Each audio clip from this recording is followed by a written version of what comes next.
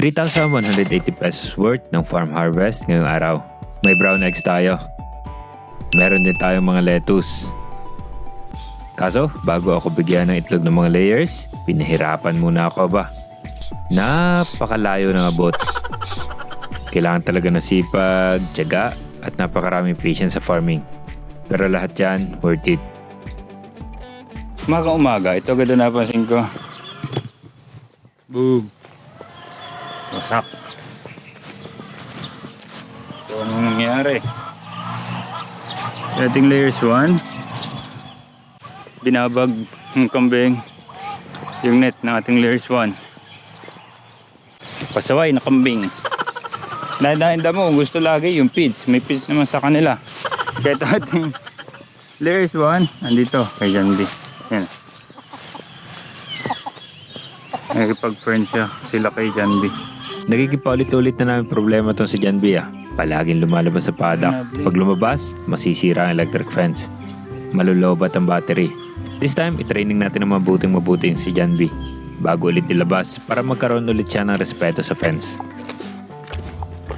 Sabi muna natin palo, maya na yung repair. Baka kasi mga itlog sila sa labas, sayang yung itlog. Oras na para umuwi, mga kaibigan.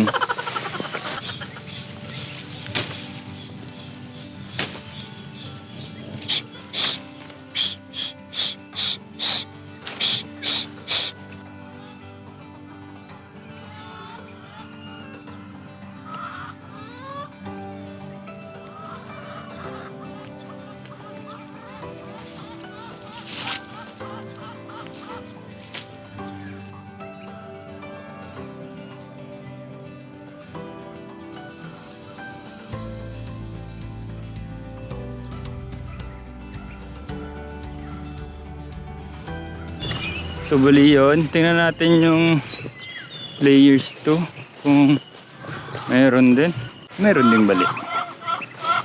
So busog yung coupling, so papalitan yan. Wala namang iba.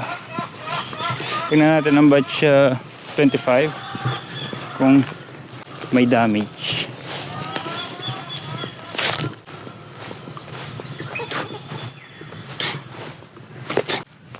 So mukhang wala naman. Mukhang yun lang kasi yun yung malapit sa kambingan. Kumusta na sila dito after 1 week? 1 week silang nakalabas dito. Kumusta kayo? Kalbo yun. Diba ang haba nito nung nakaraan kasi ng kapal.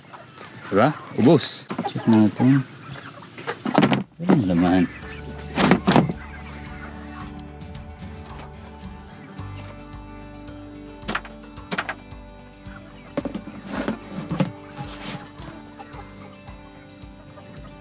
Tulo.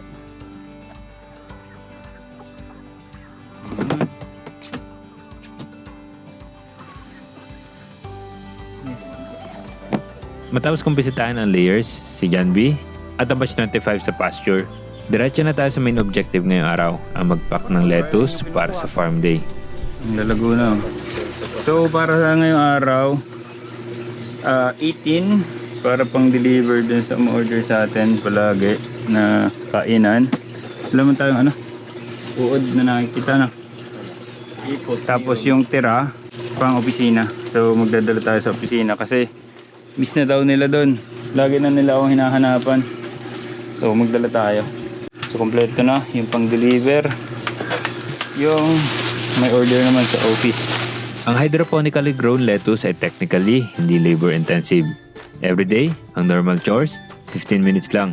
Pag-prepare ng media once a week, 30 minutes lang. Pagtatanim ng once a week din, 30 minutes rin lang. Harvesting, 15 minutes. Kaya kahit may full-time job ka, kayang-kaya mong gawin ito. Okay, ready na tayo. Bali meron tayong 18, 1, 2. So, sa lettuce natin may 870 pesos tayo na worth na lettuce for deliver sa customer at sa ating suki at sa opisina. Kaya pinaglililig-ligan ako sa opisina. May punla ako dun, baka gusto mo magtanim. Bigyan ko yung kukupit. Oo, jackpot. Ang trimmings, hindi sasayangin niya ng ating mga native pigs. Sana all naka-lettuce. Okay, yung bagong batch natin, ilagay natin dito sa ating system.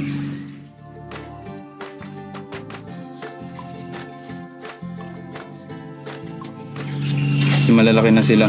At may bagong tanim tayo eh. Ang efficiency ng system ay napakalaga. Dapat hindi nababakante basta-basta para ang labor at nutrient solution ay ma-maximize.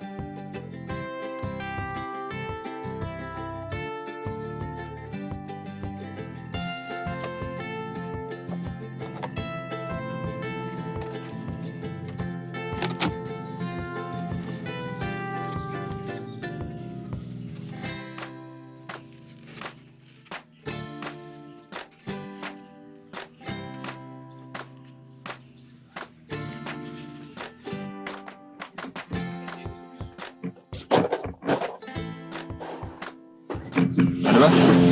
Very convenient yung ating system. Natatanggal para madaling lagay ng seedlings at madali ring mag-harvest.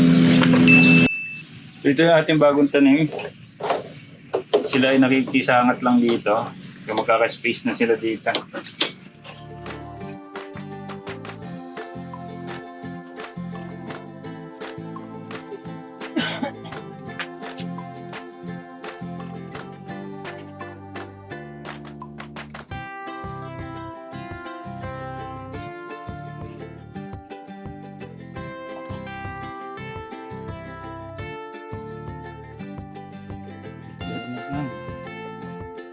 Ang ating tricycle, talaga namang hindi magpapatalo yan.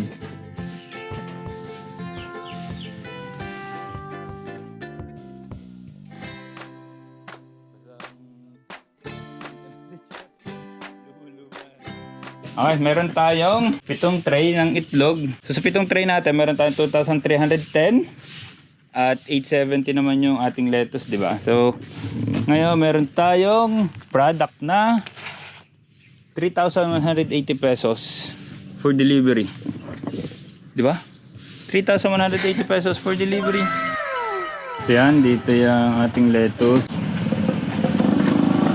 So yan. Yan yung ating itlog. Lalagay din dyan yung pastil. Ito. Yan yung ating lettuce. Si Kinse, ginagawa rin niya ang trabaho niya. Basta kaya kong idaan within the way sa trabaho, talagang idadaan ko para sulit ang biyahe ko. So yan. Bago pa tayo pumasok sa opisina, meron na tayong sure na 3,180 pesos mula sa ating farm produce. Bukod pa yung ating pastil. So yun lang. We prepare na ako pagpasok. Peace! Woo!